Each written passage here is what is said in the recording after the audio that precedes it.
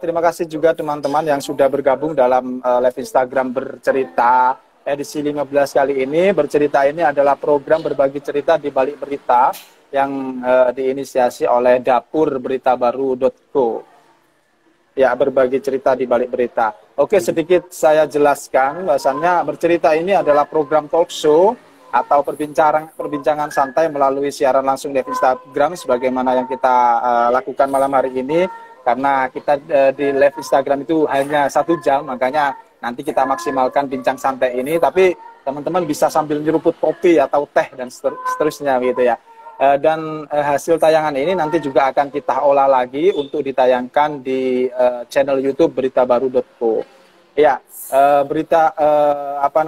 bercerita ini akan setiap Selasa malam akan diselenggarakan pukul 19.30. Oke. Terima kasih atas kehadiran teman-teman sekalian. Sedikit saya paparkan apa yang akan kita bincang malam hari ini. Sebenarnya ini ya, tema yang kerap kali kita dengar di media sosial atau di perbincangan di warung kopi. Ini yang menjadi tema yang viral di telinga para aktivis atau pegiat sosial dan seterusnya. Ini sedikit latar belakang yang akan kami sampaikan. Bahwasannya jaringan advokasi tambang atau Jatam telah melakukan penolakan secara tegas sejak awal digulirkannya rencana revisi UU Minerba dan juga RUU Omnibus Law Cipta Kerja. Selain melalui berbagai kampanye bersama kelompok atau organisasi lain yang sejenis masyarakat sipil dan gerakan mahasiswa, Jatam telah menggelar sidang rakyat ya tanggal 31 Mei sampai Juni 2020. Hasil sidang rakyat tersebut adalah UU Minerba 2020 harus batal demi hukum untuk keselamatan dan kedaulatan rakyat. Sebagaimana yang kami lansir dari portal resmi jatam.org gitu ya. Dan juga ini secara eksplisit dijelaskan bahwasannya revisi UU Minerba telah mengancam keselamatan rakyat, menggugat kedaulatan rakyat dan juga menebar ancaman terhadap kehancuran lingkungan hidup pastinya, karena alam kita atau lingkungan hidup kita akan tereksploitasi. Dan siapa yang akan untung atau siapa yang akan diuntungkan? Pastinya mereka para pemodal, para oligarki dan pemegang kepentingan atau pemegang kuasa. Pada tanggal 12 Mei juga 2020, DPR dan pemerintah telah mengesahkan revisi UU Undang-Undang nomor 4 tahun 2009 yang kemudian pada Juni lalu menjadi UU nomor 3 tahun 2020 gitu. Ini juga di Ketua Komisi 7 DPR Pak Sugeng Suparwoto juga menyatakan bahwa revisi UU Minerba tersebut telah diselaraskan dengan RUU Omnibus Law katanya. Nah, ini menarik perbincangan kita malam hari ini. Sehingga tema besar yang akan kita bahas ya kan dalam waktu yang cukup singkat ini adalah menakar dampak Omnibus Law sektor pertambangan bersama Bung Muhammad Jamil gitu ya Bung. Ya, beliau ini adalah divisi hukum dan advokasi di jaringan advokasi tambang nasional. Halo Bung Jamil, bagaimana kabarnya? Halo. Baik-baik aja meskipun ini ya, baik, ya. Pandemi. Iya, ini sedang di kantor atau lagi di rumah saja? Lagi di rumah saja. Oke, terima kasih ya Bung Jamil atas waktunya untuk berbagi cerita di balik berita terkait Omnibus Law. Ini kan di jalan-jalan, kemudian di media sosial kita ini kan penolakan bahkan kemarin kan teman-teman di Jawa Timur itu juga melakukan penolakan atau demonstrasi di Surabaya begitu kan. Bahasanya ini aksi penolakan ini bergulir di berbagai daerah. Tidak hanya terpusat di Jakarta, tapi ada di Surabaya, mungkin di Bandung, dan seterusnya. Ini bahasan kita ini menarik, Bung. Tapi mungkin di awal Bung Jamil bisa sedikit perkenalan, karena tak kenal maka tak sayang, tak kenal maka kenalan, gitu kan. Mungkin Bung Jamil, apa kesibukannya di akhir-akhir ini. Tapi Bung Jamil ini kan juga akrab dikenal sebagai lawyer muda ya, Jatamnas gitu ya. Lawyer muda. Oke, silakan Bung Jamil bisa sedikit perkenalan tambahan sekaligus memperkenalkan Jatamnas, jaringan tambang nasional. Ya, selamat malam kawan-kawan semuanya. Tadi banyak ya. Malam. Ya. Ada Melki dan kawan-kawan yang lain. Selamat malam. Saya Jamil dari Jatam Jatam itu sebuah organisasi lingkungan hidup yang perspektifnya adalah perspektif korban tambang. Jadi sebetulnya ada begitu banyak orang di luar sana yang kadang, oh Jatam ini yang sering bela tambang ya? Oh bukan. Tapi kami adalah organisasi yang perspektifnya korban tambang. Dan Jatam sebetulnya ada sekitar 26 situs di Indonesia, akan tetapi yang menggunakan nama Jatam itu hanya 4. Ada di Jakarta, Jatam Nasional, kemudian di Sulawesi Tengah, Jatam Sulsel, kemudian Jatam Kalimantan Timur, lalu di Kalimantan Utara. Sisanya menggunakan nama-nama lokal dan kami bergerak bersama ikatan berdasarkan pengalaman batin selama ini yang ya, dan kalau dengan tema relevan ya bicara Omnibus Law. Tapi Jatam sudah sejak lama meninggalkan kata dampak. Kami menggunakan kata daya rusak karena dampak itu sangat mudah sekali dipelintir oleh elit, oleh korporasi, oleh konsultan. Tentu saja mereka akan bilang, wah yang kawan-kawan profesi kan hanya dampak negatifnya. Kan ada sisi lain dampak positifnya. Sebetulnya kalau dalam industri tambang kami mengenal daya rusak karena mulai dari awal ada korupsi perizinan, warga menolak ada kekerasan, konflik lahan, dan sebagainya. Yaitu sedikit pengantar tentang Jatam. Saya sendiri aktif sehari-hari di divisi hukum dan advokasi. Terima kasih. Siap, terima kasih Bung Jamil. Ini langsung saja ke pertanyaan kunci, karena memang obrolan kita ini kan dikejar-kejar sama waktu. Tapi semoga substansinya kita masih dapat begitu Bung ya, karena ini tema berat yang kemudian perbincangannya akan dibatasi atau dikejar-kejar waktu. Oke Bung, jadi UU nomor 4 tahun 4 UU nomor 4 tahun 2009 itu kan kemudian diubah atau direvisi menjadi UU nomor 3 ya, begitu ya, tahun 2020. Kira-kira ada sejumlah poin penting yang diatur di dalamnya, yaitu kewenangan perizinan, perpanjangan izin, pengaturan terhadap izin pertambangan rakyat, dan aspek lingkungan. Begitu. Apakah kawan-kawan Jatam ada rencana melakukan uji materi terhadap UU nomor 3 tersebut, Bu? Apakah sudah ada atau mau? Gitu, Bu. Terkait kalau mendengar pernyataan ini aku teringat salah satu wakil rakyat ya, dari yang namanya itu kalau tidak keliru Suparno ya, dari fraksi PAN, Komisi 7. Nasdem ya. PAN. Oh, PAN. Di awal-awal undang-undang telah ditetapkan direvisi, Bapak ini bilang kalau ada pihak yang tidak puas dengan revisi undang-undang silahkan saja gugat ke MK. Menurut kami di Jatam ini gambaran kita bernegara itu ternyata sangat lucu ya, sangat konyol. Kenapa? Karena menurut kami jika kita bernegaranya beres, jika kita bernegara itu mestinya undang-undang yang dihasilkan oleh DPR bersama pemerintah itu tidak bisa review. Ya tentu saja tidak gitu, karena mestinya undang-undang itu kan lahir dari masalah yang dihadapi rakyat selama ini. Tapi kalau ternyata ada undang-undang dan kemudian bisa review, artinya ada pihak, ada kelompok yang termarginalkan, ada kelompok yang tidak difasilitasi haknya oleh undang-undang yang bikin.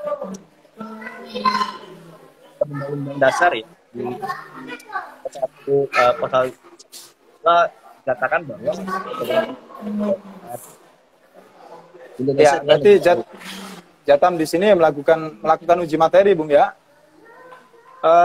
Kalau ditanyakan menggugat ya, kami akan menggugat, tentu saja ya uji materi, karena uji formil dibatasi waktu ya. Ya. Sekitar 90 hari kah, atau tidak keliru setelah pendaftaran. Tentunya ruang yang tersisa hanya uji material. Oke. Oke Bung, ini kan juga telah kita ketahui bahasanya konsultan hukum pertambangan Helwis dan Sekretaris Jenderal Pimpinan Pusat Ikatan Sarjana NU ISNU Pak Khalid Sairazi telah melayangkan gugatan uji materi tersebut kepada Mahkamah Konstitusi. Apakah kawan-kawan Jatam juga mendukung gerakan tersebut yang dilakukan teman-teman ISNU itu, Bung? Iya, ya kami ini mendukung gerakan kawan-kawan ISNU, kemudian para konsultan pengacara pertambangan yang bersertifikat yang melakukan judicial review, juga ada beberapa kelompok akademisi. Dan memang dalam pemantauan kami di Jatam, kami melihat di MK itu sekarang ada, kalau tidak keliru, ada 5 terhadap undang-undang minerba ini. Merupakan di formil 3 material substansinya, dan pasal 169 perpanjangan atau dan kontrak karya. Tentu saja kalau kami nanti akan yang di gugatan di MK itu yang begitu banyak organisasi kewenangan bagi kue daerah dan pusat. Tapi kalau Jatam, kami akan punya titik berangkat atau poin yang memang kita mempersoalkan organisasi kewenangan, tapi bukan dalam konteks izin, tapi dalam konteks hak warga untuk mengakses keadilan, melakukan pelaporan. Kalau seluruhnya kewenangan pemerintah pusat kan kawan-kawan daerah harus di Jakarta melaporkan sangat jauh. Gitu. Iya, Bung. Jadi kabarnya dari Bung Jamil kan juga melakukan aliansi ya kan, melakukan kolaborasi dengan beberapa lembaga, YLBHI, KPA dan KPBI yang akan melanjutkan sidang pada Jumat 9 Oktober untuk menggugat surat Presiden tentang Omnibus Law di PT UN. Itu bagaimana perkembangannya itu, Bung? Yang kabarnya Bung Jamil juga ikut turun sebagai lawyernya itu, Bung. Sejauh mana ini perkembangannya? Di sini saya melihat ada salah satu jalur ini, Bung Charlie ya, dari LBH Jakarta yang gabung dalam acara kita malam ini. Terakhir prosesnya pemeriksaan alat bukti, ya kemudian pendengar keterangan saksi, ahli, seluruhnya sudah selesai. Yang tersisa adalah agenda di hari Jumat 9 Oktober adalah pembacaan kesimpulan pihak. Tapi meski begitu, bukan berarti teman-teman yang peduli dengan gugatan kami, teman-teman yang peduli dengan apa yang sedang kami bela, tidak dapat bersolidaritas. Justru sangat bisa dan sangat mungkin. Masih banyak waktu ya untuk mengirimkan amicus curiae misalnya, kemudian mengirimkan kartu pos ya, yang bisa di-download websitenya YLBHI, kemudian di websitenya Jatam, dan PBI. Dan selain itu juga mungkin bisa memposting, kemudian setiap postingannya ada hashtag atasi virus, cabut Omnibus Law, karena di masa pandemi seperti sekarang justru bukan soal keselamatan dan kesehatan rakyat, tapi Omnibus Law yang dibahas. Iya, Omnibus Law ini yang kemudian menjadi salah satu virus ya, Bung ya, yang mengganggu stabilitas kita ya. Oke, Bung. Jadi ngomongkan solidaritas juga, kira-kira apa kiranya usaha yang bisa dilakukan dari teman-teman Jatam bersama kelompok-kelompok pendukung lainnya untuk terus mendorong bahasanya Omnibus Law Cipta Kerja ini agar gagal disahkan gitu. Kira-kira upaya berikutnya yang menjadi upaya-upaya strategi utama lah ya untuk mendorong gagalnya Omnibus Law ini bagaimana upaya? Iya, untuk saat ini kalau yang saat yaitu melakukan gugatan PT UN kami karena Omnibus Law kan belum ada ya. Belum yang kami gugat itu sebetulnya ada surat presiden yang memerintahkan atau mengutus menteri-menteri untuk terlibat membahas dan melanjutkan pembahasan Omnibus Law di DPR. Itu yang jadi soal. Dan menurut kami itu sebuah keputusan tata usaha negara karena ada pelimpahan kewenangan, kemudian ada kewajiban para menteri untuk mentaati perintah dari presiden, dan itu sangat layak untuk digugat, dan itu juga merupakan kewenangan dari objek yang pantas digugat di meskipun Pak Ahli sempat mengatakan dari presiden yang bilang ini bukan objek tun, tapi kami menyayangkan pernyataan tersebut karena hanya juga lupa namanya mereka menolak penggunaan hukum positif, justru mereka menolak mereka tidak akui itu apa ya, lucu sekali, jangan karena ahli hukum positif kan. Oke Bung, baik, terima kasih.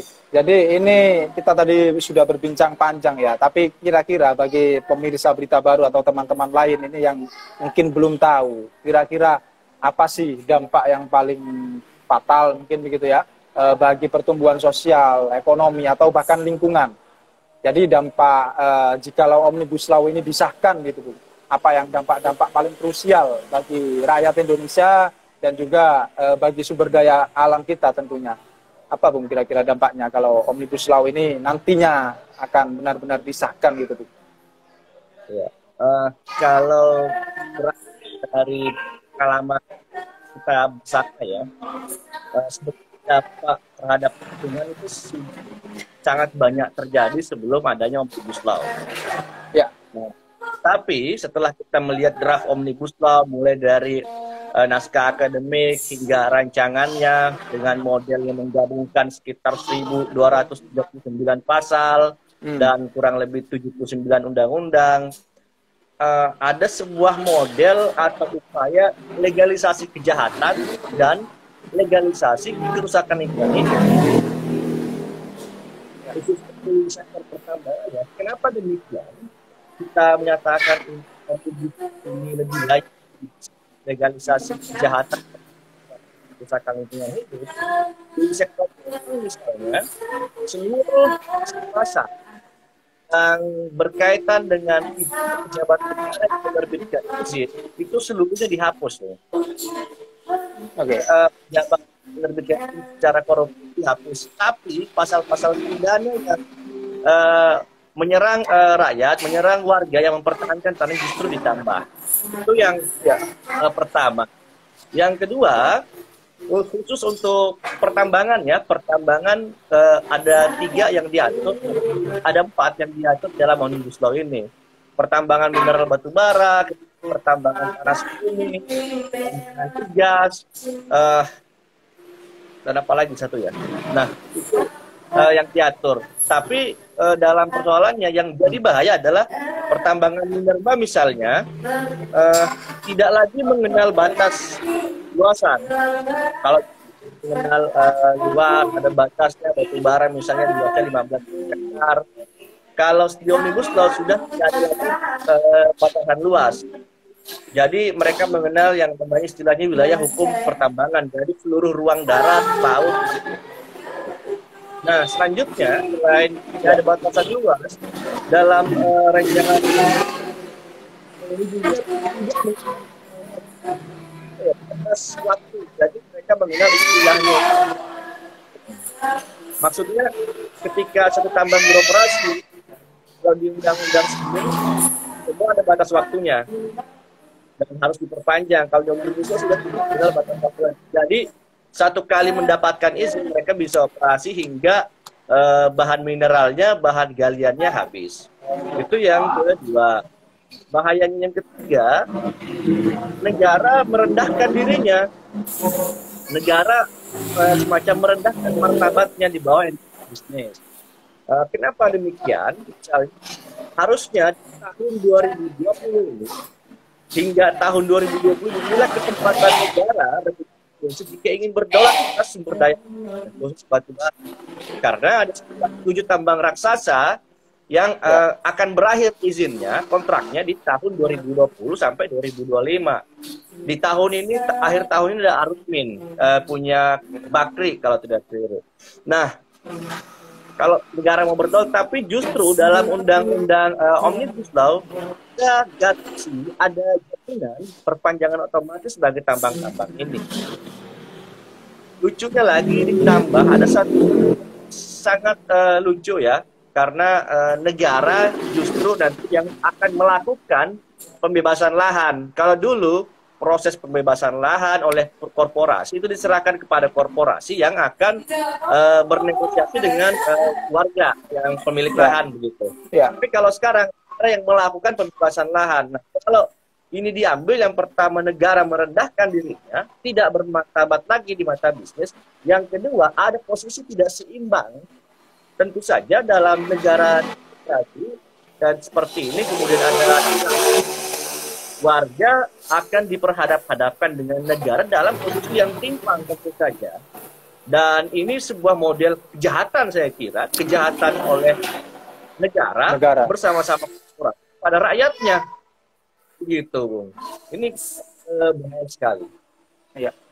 Jadi ada dalam pasal itu juga termaktub bahasanya yang melakukan pembebasan lahan itu tidak ada dialog ya dengan warga masyarakat begitu kan, tapi sepihak dari negara begitu ya, Bung ya. Ya, ini yang kemudian wow, mengerikan, ini akan menjadi konflik horizontal yang ini ya menjadi, Bung ya, pastinya ya kalau seperti itu ya. Itu lucu ya, Bang. Dan jadinya begini, kalau saya nih, saya pengusaha tambang nih, sudah punya izin gitu kan, sudah punya izin usaha, tinggal menunjuk wilayah ini begitu, karena juga dalam Omnibus Law itu dijamin, Bung, wilayah yang sudah ditetapkan sebagai wilayah tambang tidak akan diubah lagi. Gitu. Jadi kalau dulu kan harus menyesuaikan dengan RT RW sesuai dengan kemampuan daya dukung dan daya tampung lingkungan hidup. Ya, benar. Kalau sekarang bisa dulu, Bang, mau daya turun, naik, tetap daya tambang. Nah, kami datang ke Presiden, pemerintah pusat ya. Pak Presiden atau Pak Menteri, lahan saya dibebaskan belum? Kalau belum, cepat dong bebaskan, saya mau menambang nih. Jadi perusahaan tinggal begitu nantinya, tinggal nagih-nagih ke negara, dalam tentu saja pemerintah pusat kan, menteri atau presiden. Gitu. Oke. Jadi pastinya dari paparan yang Bung Jamil sampaikan itu, rakyat ini sangat-sangat dirugikan gitu kan. Ya, Bung ya. Jadi yang sangat diuntungkan ini ya tadi itu pelaksana negara itu kan, padahal negara ini kan pelayan, tapi ternyata dari yang akan sahkan atau RUU Omnibus Law ini sangat menyesarakan rakyat gitu kan. Jadi yang pemerintah dan beberapa pemodal atau oligarki yang sangat diuntungkan. Apa begitu, Bung ya? Yang saya sampaikan benar, Bung? Kan kita sudah menduga memang sejak Pilpres tentu saja. Di dalam kompetisi tim ses kan seluruh usaha tambang. Dan kalau kita mengikuti pas debat Pilpres kemarin di 2019, ada pertanyaan satu tentang lubang tambang. Dan itu lucu. Bahkan menjawab ya ini sama saja. Ada perdebatan di situ. Nah, jadi kalau kita mau melihat atau membaca agenda besarnya seseorang gitu atau siapapun dia, kita jangan lihat apa yang mereka ucapkan, jangan lihat apa yang mereka lakukan, tapi perhatikan betul-betul apa yang tidak mereka bicarakan. Maka itulah agendanya, karena mereka memang dipoles ya dengan sedemikian rupa oleh konsultan komunikasi politiknya untuk menciptakan semacam tabir asam kesilauan kepada warga, seolah-olah nanti dulu akan ada perubahan dan mereka akan pasrah. Dan saya kira tidaklah demikian. Oke, Bung, dari dampak yang sangat mengerikan itu ya, gambaran dampak jikalau RUU Omnibus Law itu diresmikan atau disahkan itu, kira-kira Presiden atau Pak Jokowi ini apakah punya otoritas atau diskresi untuk mencegah agar RUU itu disahkan, Bung? Apakah punya itu, Bung?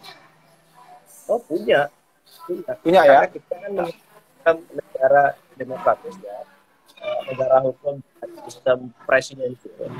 Nah, dalam pendek pengetahuan saya itu dalam sistem presidensial, presiden itu semacam sebuah mereka punya hak kalau kita baca di Undang-Undang Dasar pasal 20. Yang ayat 2 dan ayat 3 tuh eksplisit di situ dinyatakan bahwa setiap rancangan undang-undang dibahas oleh DPR dan Presiden untuk mendapat persetujuan bersama. Jika rancangan undang-undang tidak mendapat persetujuan bersama, rancangan undang-undang itu tidak boleh diajukan lagi dalam legislasi yang harus dalam Presiden sebetulnya memiliki kekuatan 50% sebagai primus inter pares untuk membolehkan atau tidak membolehkan suatu undang-undang itu. Nah itu butuh persetujuan presiden, ya kan?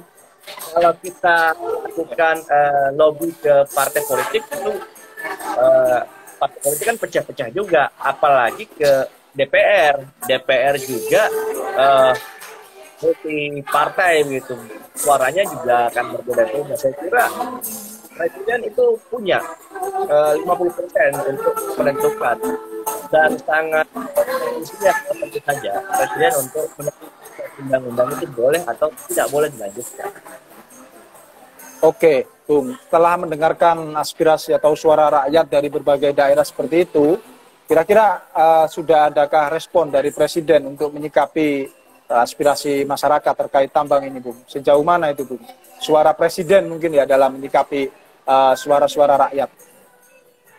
Ya, kalau itu aku teringat beberapa, sekitar setahun apa 2 tahun yang lalu, pas Presiden ke Kalimantan Timur, yang kebetulan tiga wilayah tambang batubara dengan izin 1.700-an lebih, 1.400 lebih dengan lubang tambang 1.700-an lebih lubang tambang. Pas Presiden datang disambut dengan anak meninggal tenggelam di lubang tambang. Nah, pada saat itu teman-teman menagih statement, menagih jawaban dari Pak Presiden terkait penegakan hukum di lubang tambang. Apa yang diucapkan oleh Presiden waktu itu adalah ini adalah urusannya pemerintah daerah karena izinnya dari dari pemerintah daerah. Jadi cenderung begitu jawabannya, itu juga masih bisa kita diplomatis begitu ya. Kita tidak melihat sebuah upaya sungguh-sungguh ketegasan untuk terkait ini bukan lingkungan hidup, ini soal nyawa. Jawabannya begitu. Jadi ya kita juga sebetulnya pada posisi mempertanyakan sebetulnya keseriusan kabinet apa sekarang namanya Indonesia Maju ya katanya itu. Kabinet Indonesia Maju terkait dengan penuntasan kerusakan, karena kita unik Indonesia ini. Hampir seluruhnya itu wilayah rawan bencana. Gitu. Kalau kemudian ditambah dengan beban di atas, juga akan digandakan potensi bencana. Dan itu tidak hanya berdampak kepada para penambang, para pekerja tambang, juga berdampak kepada orang yang tidak tahu apa-apa, karena yang namanya daya ledak itu mengalir dari hulu ke hilir. Kalau kemudian penambangan di sungai, maka orang-orang yang di hilir pasti akan merasa dampaknya. Nah, itu juga masuk dalam di Omnibus Law. Sekarang di Omnibus Law itu orang yang mau melakukan protes, orang yang mau menyampaikan pendapat itu sekarang ada jurisdiksinya, Bung. Ada batasan wilayahnya. Jadi kalau saya misalnya berada di hilir sungai, ternyata tidak masuk dalam konsesi izin tambang, dan ada penambangan di hulu sungai, saya tidak diajak bicara. Dan ketika saya ingin melakukan protes, saya akan ditolak suara saya karena saya bukan izin. Tapi ketika tambang beroperasi di hulu sungai sudah. Nah sekarang itu dibatasi, ada klausul kriteria pihak terdampak langsung saja. Salah satu kurangnya luas. Itu sudah diatur juga itu. Jadi yang melakukan protes itu harus warga yang terdampak. Iya. Mengerikan itu ya. Oke, Bung. Jadi dari berbagai fenomena itu kira-kira sejauh mana begitu kan? Ini kan saya lihat juga di media sosial teman-teman aliansi atau solidaritas penolakan RUU Omnibus Law dan juga Cipta Kerja ataupun yang Minerba itu kan sudah membuat meme atau kampanye, bahan-bahan kampanye secara daring. Nah, kira-kira Bung juga bisa menjelaskan. Ini nanti juga akan berikutnya juga akan menanyakan kira-kira sejauh mana keyakinan teman-teman solidaritas ini untuk menggagalkan Omnibus Law. Dari beberapa respon Presiden yang kata Bung Jamil itu sangat ruwet begitu, sangat ruwet. Padahal teman-teman juga sangat masif begitu kan melakukan aksi penolakan itu melalui membuat, kalau nggak salah kan ada konten itu kan yang hashtag tolak Omnibus Law dan seterusnya, itu kan juga sudah dilayangkan untuk mengedukasi masyarakat gitu. satu frekuensi, satu suara untuk menolak RUU Omnibus Law begitu, Bung. Kira-kira sejauh mana gerakan-gerakan yang sudah dilakukan Jatam khususnya dan juga teman-teman solidaritas gitu. Ya, sebetulnya kalau sebetulnya tidak begitu juga. Ya. Kita kecil dan kita sebetulnya bukan apa-apa dan bukan apa-apa kalau kemudian tidak mampu bergerak secara umum. Oke. Karena di Omnibus Law ini sebetulnya kita semua terdampak.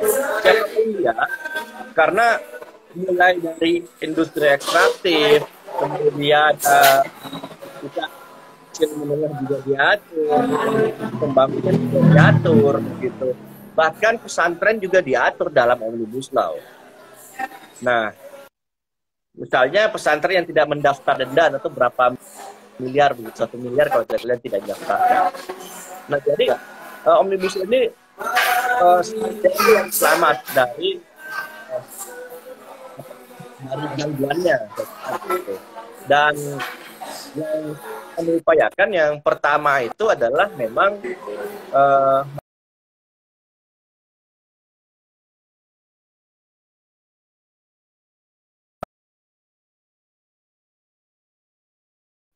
untuk sidang-sidang, kemudian mengirimkan kartu pos, kawan-kawan juga bisa bersolidaritas, mengirimkan kartu pos makan ditujukan ke Hakim PT UN di kartu penting itu di-download, sudah ada alamat, dan kawan-kawan juga bisa menitipkan atau menuliskan pesannya di kartu pos itu, apa bebas saja apa yang ingin sampaikan.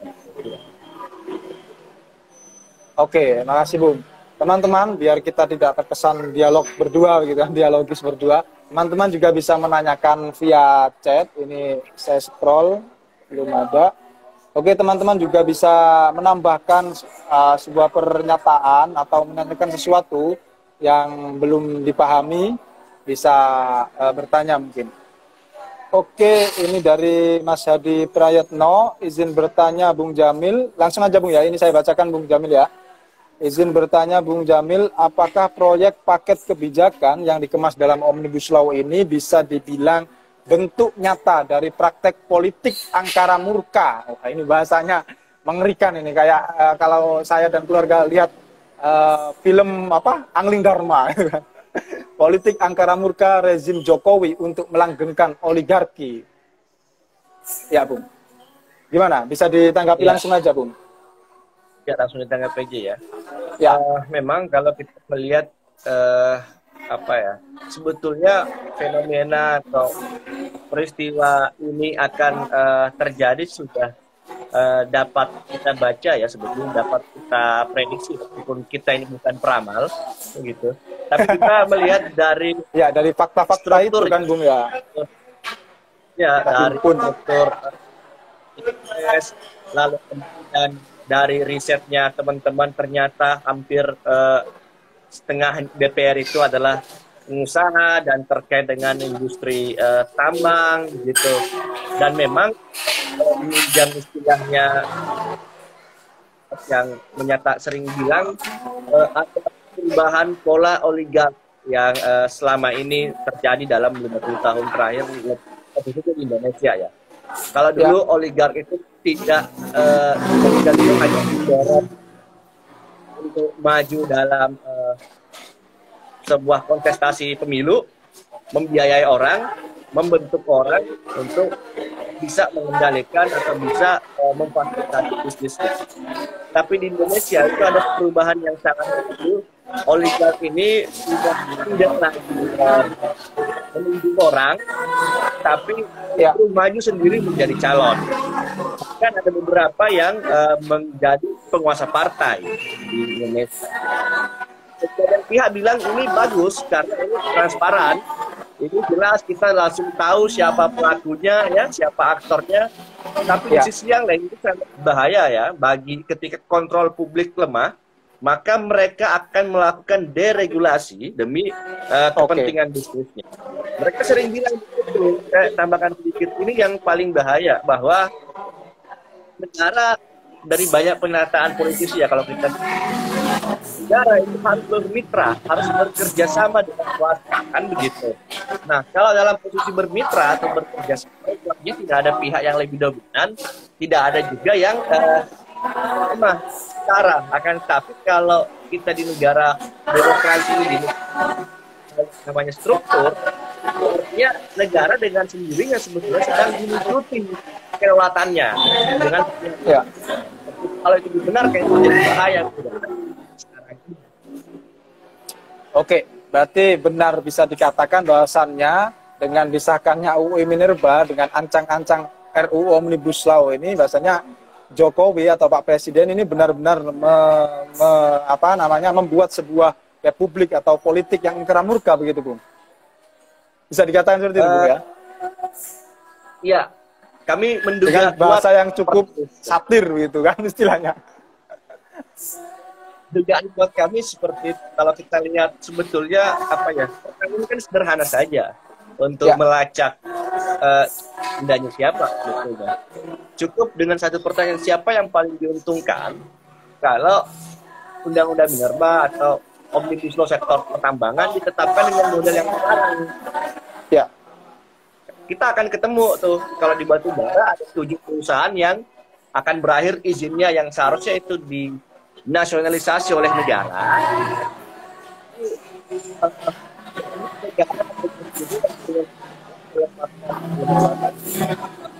Pasal 169 tadi yang menjamin jaminan perpanjangan otomatis pada saya dan terakhir yang perusahaan ini adalah 70% lagi produksi batu bara nasional, baik yang untuk kebutuhan dalam negeri maupun ekspor. Oke, Bu. Makanya beberapa juga karena katanya tidak pro BUMN. Iya, benar. Oke, makasih, Bung. Ini ada pertanyaan berikutnya. Apa saja yang bisa rakyat lakukan untuk menghentikan hal ini? Wah, ini pertanyaan big question, ini kan pertanyaan besar ini untuk rakyat, Bung. Jadi semua rakyat elemen ini apa yang kira-kira bisa kita lakukan? Misalnya rakyat ini kan bisa didefinisikan masyarakat kecil ataupun jaringan aktivis atau misalnya teman-teman NGO, atau bisa jadi kan teman-teman jurnalis seperti Berita Baru. Apa kira-kira yang bisa kami lakukan agar bahwasannya RUU atau undang-undang yang sangat merugikan rakyat ini, undang-undang yang bagian dari angkara murka rezim oligarki ini bisa benar-benar dihentikan? Ini mungkin pesan untuk semua lah. Oke. Sebetulnya banyak yang kita bisa lakukan ya. Tapi selama coronavirus ada semacam pengkondisian warga negara, ada semacam pengkondisian yang di rumah saja, tidak boleh beraktivitas di luar ruangan. Tapi ternyata itu mengesahkan undang-undang yang sepertinya begitu urgent juga untuk kesehatan dan keselamatan rakyat. Jadi memang sebetulnya ada satu kata ya yang pas untuk dilakukan, tapi beberapa kawan juga mungkin agak tidak begitu mau untuk mengucapkannya, dan mungkin ada beberapa kawan juga karena sudah dekat dengan kekuasaan jadi amnesia, kan begitu. Dengan kata ini, saya kira bisa dengan cara kita masing-masing. Kalau misalnya kita karena ini undang-undang ya, maka yang pantas yang dilakukan akan konstitusional lewat mekanisme judicial review begitu, ya kan? Mekanisme dan prosesnya dijamin oleh undang-undang, nggak merupakan model atau bentuk partisipasi aktif warga negara dalam hukum yang demokratis, ya kan? Jadi sah saja gitu. Yang kedua, sebenarnya ya, mungkin penting ya kita kembali jalan-jalan ke DPR begitu, melakukan pendidikan. Karena undang-undang ini kan gagal disahkan di September tahun yang lalu, September saat itu undang-undang KPK kemudian undang-undang Minerba dibahas paket, tapi nggak mampu bisa hanya undang KPK ya. Undang-undang Minerba justru di saat pandemi baru disahkan. Itu artinya kan gerakan rakyat relevan untuk mempengaruhi suatu kebijakan. Dan yang sempat dilakukan juga adalah sidang rakyat, sidang tanding dari sidang DPR. Sempat dibawa di pembukaan itu sebetulnya sidang rakyat itu jauh lebih tinggi daripada yang kenapa mereka itu usaha juga strukturnya adalah kelompok Kadin begitu, dan beberapa satgas omnibus law juga undang-undang juga merupakan mantan timses pada saat pencalonan. Kami juga ini adalah kepentingan yang hal gitu di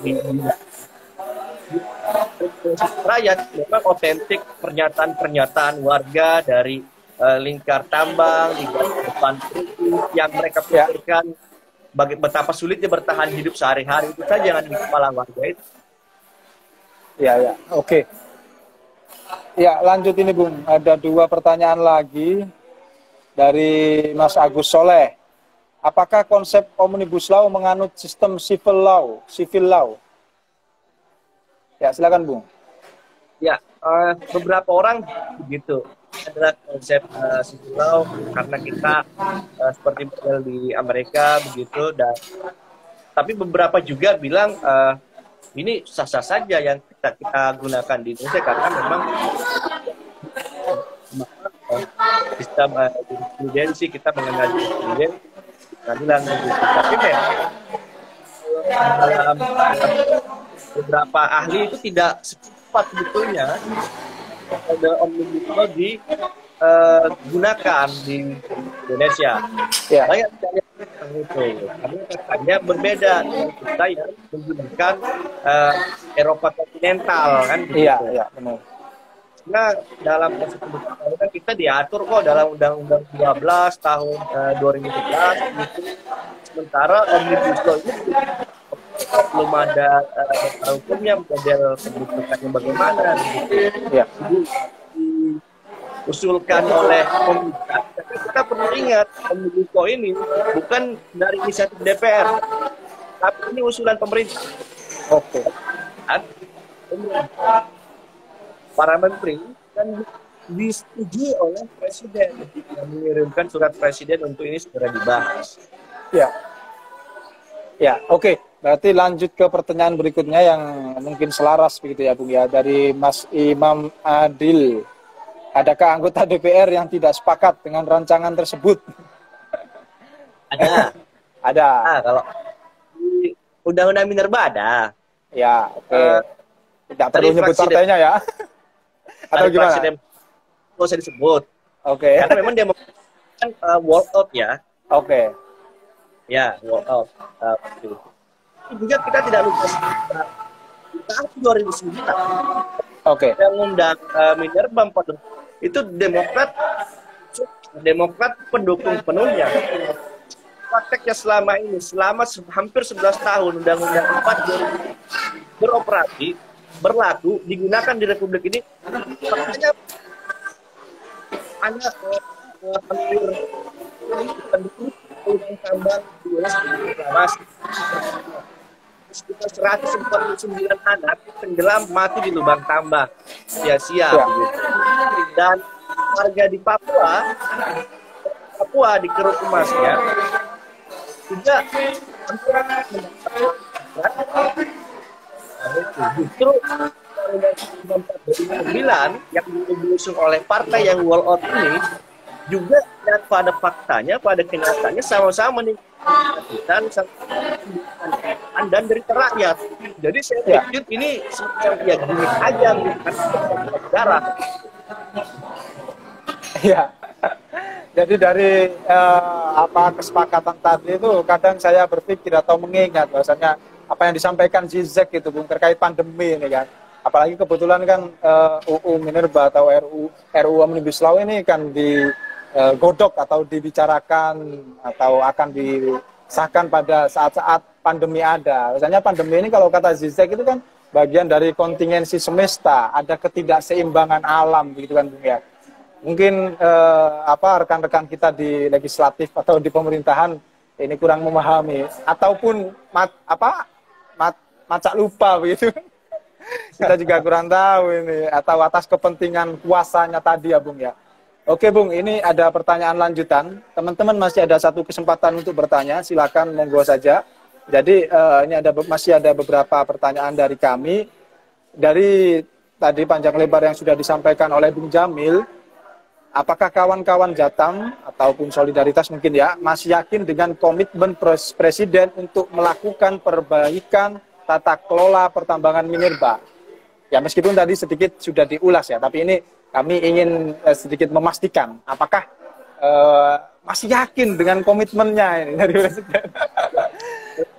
Kalau bicara keyakinan, sewaktu belajar itu kalau dalam konteks agama ya, diucap lidah ya kan, dibenarkan dengan hati dan dilaksanakan dengan perbuatan. Benar. Kan ada unsur-unsur itu harus terpenuhi begitu. Iya. Tapi kalau ternyata lain yang diucapkan, lain yang dilakukan, apakah kita masih harus meyakini?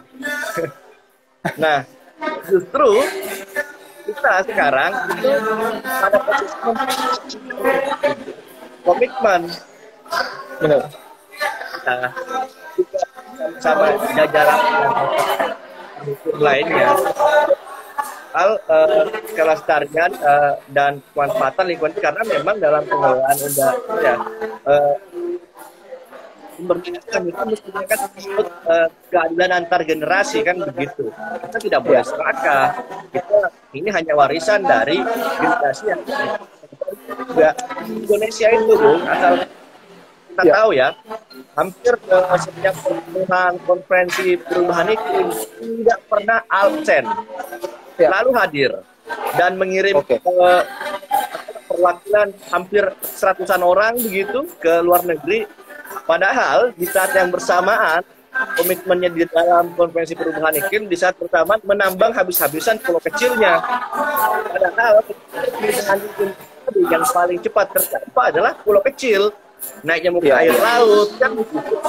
Nah, ketika modelnya kayak sekarang, sepertinya kita tidak perlu menunggu abrasi dan naiknya muka air laut pesisir dan pulau-pulau kecil kita, karena sudah dirusak dengan sungguh-sungguh oleh mereka mengambil peran Tuhan begitu untuk membuat suatu roskan. Iya, berarti bisa ekstrim sekali ya. Jadi bisa dikatakan kalau dipresentasi komitmen pemerintah di bawah 50% atau di bawah 0%, Bu? Di bawah 50% lah kalau harus dipresentasikan ya. Tapi kami ada posisi mempertanyakan sebetulnya komitmen. Iya, benar. Karena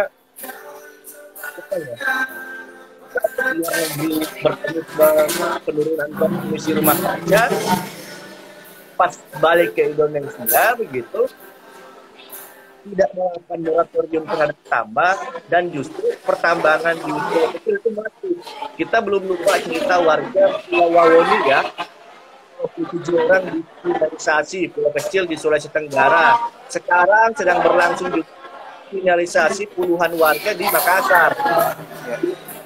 Mendengar yang diintimidasi oleh Polairut di sana. Dan mereka dipidana dengan pengerusakan penggunaan uang karena warga disogok, dibayar oleh perusahaan tambang, lalu warga melakukan protes, merobek amplop, ternyata secara tidak sengaja uangnya juga itu terobek. Dipidana perusahaan. Ini warga kecil gitu. Jadi oke. Dari komitmen yang rendah tadi Bu ya, menurut Bung dan juga teman-teman di Jatam. Ini kira-kira apa sih yang masih bisa diharapkan itu kan dari Kabinet Indonesia Maju ini? Ya, Bung. Apa yang kira-kira masih bisa diharapkan, Bung? Saya kira kita harus ini ya, sama-sama terus memperingatkan kepada pejabat kita, gitu, kepada pemerintah kita, bahwa negara itu mestinya berdaulat di atas korporasi.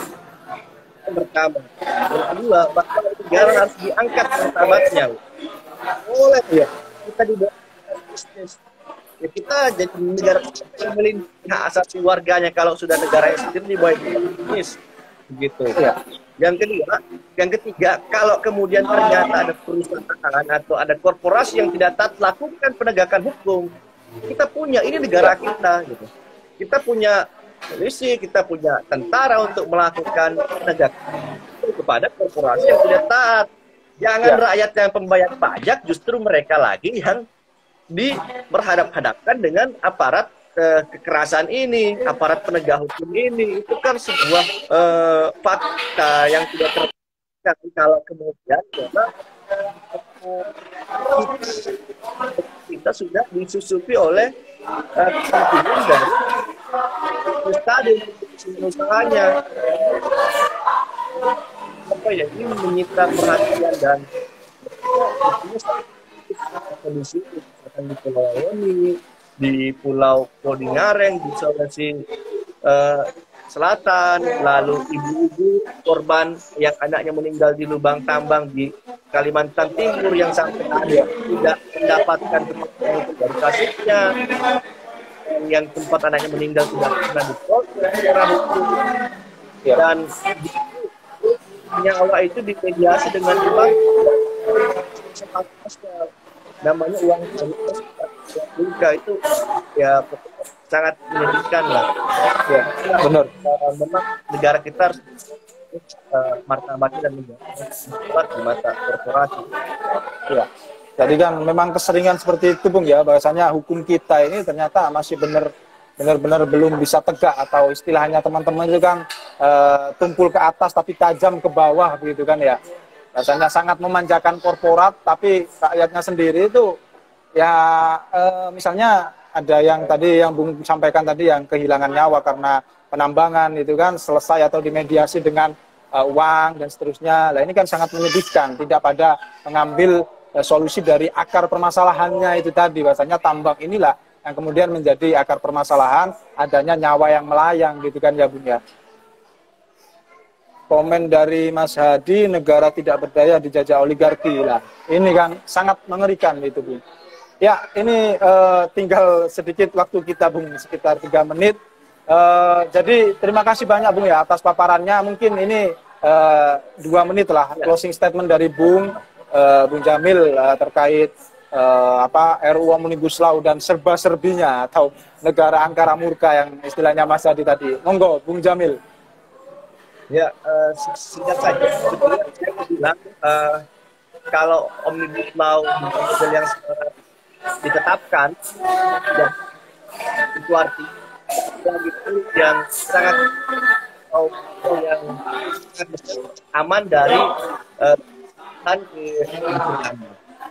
dan tidak digulung hal untuk diubah menjadi lembah. Juga tidak ada sungai yang begitu panjang untuk tidak dicemari. Tidak ada warga juga yang kebal dari kekerasan udara. Titik tidak ada lagi ruang hidup yang pantas untuk hidup. Terima kasih. Ya, terima kasih Bung Jamil atas paparannya dan juga cerita-ceritanya yang sebenarnya ini kabar buruk, tapi bagaimana lagi kita rakyat harus terus bersolidaritas, berjejaring, berkolaborasi untuk melawan niatan-niatan buruk dari negara yang mau mengesahkan sebuah undang-undang yang menyengsarakan kita semua, begitu ya. Dari Mas Hadi, panjang umur perjuangan Bung Jamil dan kawan-kawan Jatam. Salam untuk Bung Merah dari Mas Hadi Prayetno. Terima kasih juga teman-teman sekalian yang sudah hampir 1 jam bergabung dalam bercerita atau bercerita di balik berita, berbagi cerita di balik berita edisi 15. Karena bercerita ini, Bung, ini selalu istiqomah atau continue kita selenggarakan setiap Selasa malam, dan kali ini kita membahas yang super serius, persoalan lingkungan, persoalan hukum bahkan, ya kan, dan juga persoalan tambang khususnya. Ini semoga bisa menjadi sebuah amal jariah bagi kita semua, amal jariah ilmu pengetahuan, dan semoga kita bisa tetap solid untuk memperjuangkan hak-hak rakyat sebagaimana Islam atau agama-agama lain untuk terus memperjuangkan hak-hak hidup kita, hak untuk bernafas dan hak-hak yang lainnya. Terima kasih teman-teman sekalian. Sampai jumpa di lain waktu, Bung Jamil ya. Mungkin bisa ngopi-ngopi karena Bung Merah sudah pernah ngopi di Oase di Jember dulu, diskusi sebelum pandemi. Mungkin Bung Jamil nanti kalau ke Jawa Timur nanti bisa ngopi sama kami. Ada juga Mas Agus Soleh dari Berita Baru Jawa Timur. Terima kasih teman-teman sekalian, kurang lebihnya Bung Jamil terima kasih banyak ya. Salam ke lain-lain. Yuk, salam kompak. Tolak Omnibus Law. Salam juang. Ya, panjang umur perlawanan. Terima kasih semua. Assalamualaikum warahmatullahi wabarakatuh.